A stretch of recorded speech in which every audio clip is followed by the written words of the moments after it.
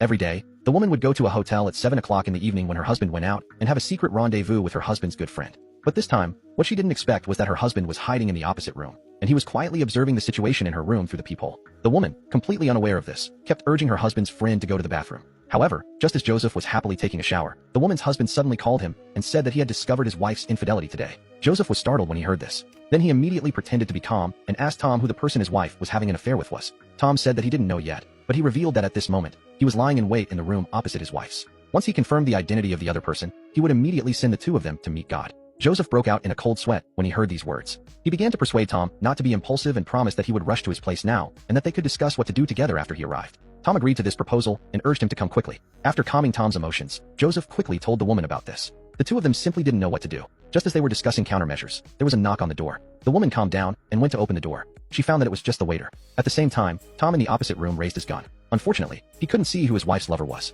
Tom became a bit impatient waiting. He called Joseph again to urge him. After answering the phone, Joseph continued to calm Tom's emotions. He knew very well what his fate would be if the two of them met in this situation. Just then, he suddenly saw the landline phone on the bedside table and immediately dialed Tom's room. While Tom was answering the phone, he quickly ran out of the room, planning to pretend that he had just arrived. But the elevator didn't come down for a long time. At this moment, Tom realized that something was wrong and went out to check. When Joseph saw this, he quickly fled to the safety passage to hide. Coincidentally, a passerby happened to pass by the woman's room door. In order to cover for Joseph, the woman began to deliberately strike up a conversation with the passerby. Unexpectedly, this scene happened to be seen by her husband, who was then misled.